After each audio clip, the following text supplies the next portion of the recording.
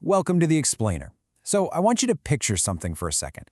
You're doing the right thing, right? You're financially responsible. Every single month, like clockwork, you transfer money into your savings account, $100 here, $200 there. You feel disciplined, mature, and honestly, pretty secure.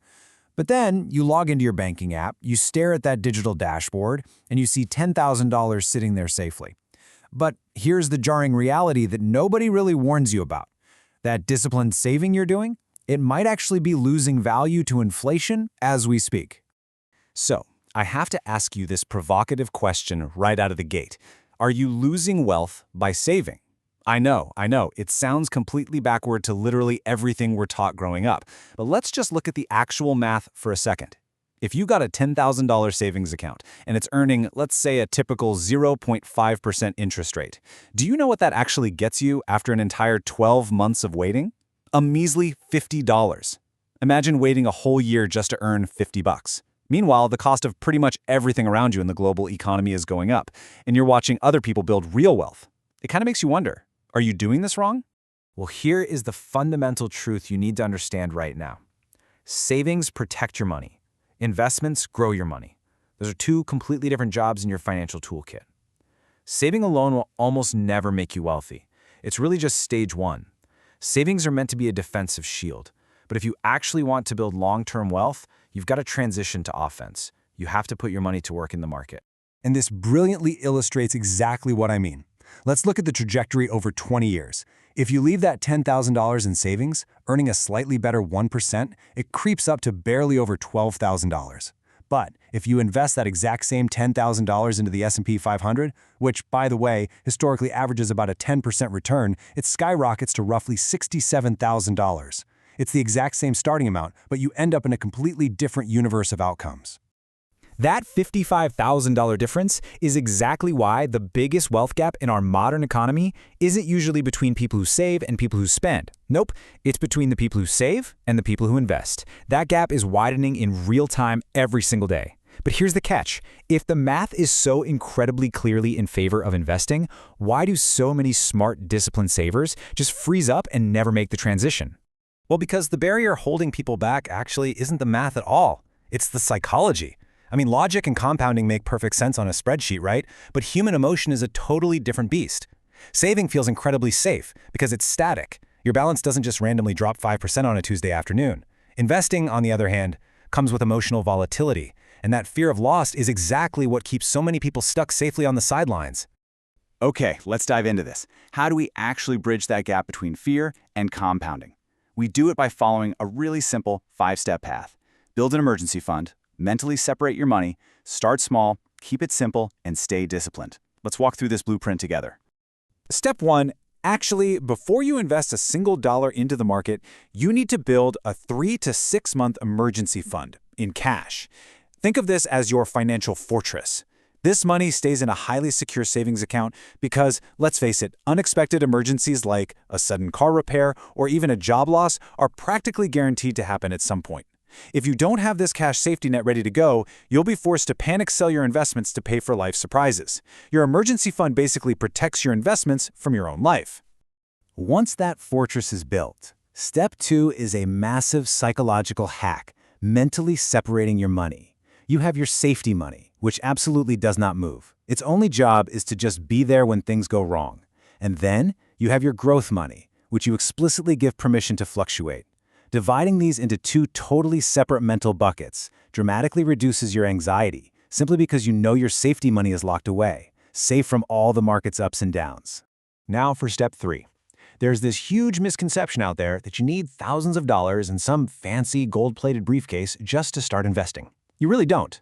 A lot of modern brokerage platforms let you begin with just $50 or $100 by using fractional shares. See, the goal right now isn't to make some massive profit overnight. It's literally just to build the habit. Because when it comes to long-term wealth, building a consistent habit matters so much more than trying to perfectly time the market. For step 4, we've got to focus on what you're actually buying. And the rule here? Keep it simple. Ignore the flashy noise of day trading or crypto speculation. As a beginner, you want to look into index funds. An index fund is a beautifully simple investment that just tracks the overall stock market. By buying one single fund, you instantly hold hundreds of top companies at once. That gives you incredible diversification, significantly lower risk than trying to pick single winning stocks, and reliable long-term growth. And hey, you don't just have to take my word for it. Warren Buffett, who is arguably the greatest investor of all time, has repeatedly recommended low-cost index funds for most investors over engaging in risky speculation. When the Oracle of Omaha tells you that the absolute simplest strategy is actually the most effective way to build wealth over time, you listen. You don't need to outsmart Wall Street professionals. You just need to consistently participate in the overall growth of the economy. Which brings us to the final piece of the puzzle. Step 5. Stay disciplined and let compounding work.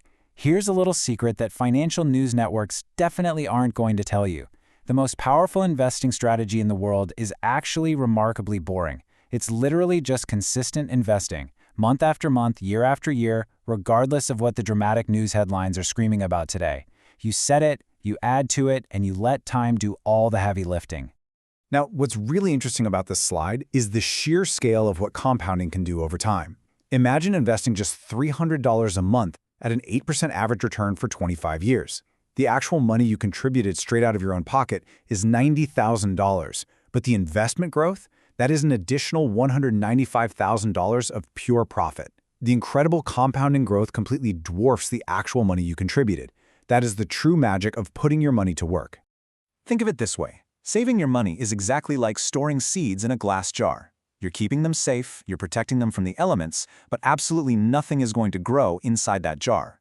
Investing, on the other hand, is taking those exact same seeds and planting them in the soil. Sure, it's messy at first, and you definitely don't see results immediately. But over time, with a little patience, things take root, and eventually you yield a harvest far bigger than anything you started with. But of course, we absolutely have to address the elephant in the room.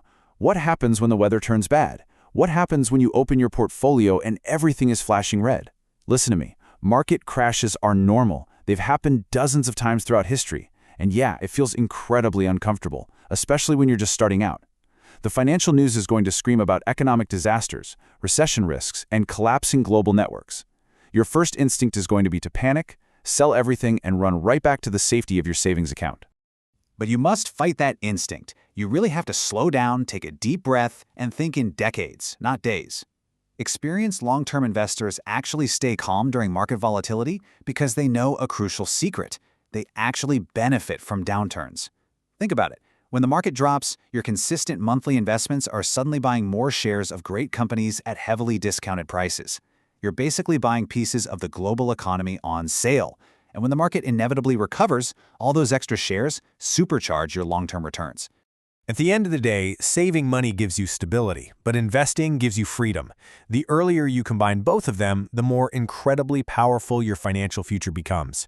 It's time to finally cross that bridge. So as we wrap up this explainer, I want you to ask yourself this one final crucial question.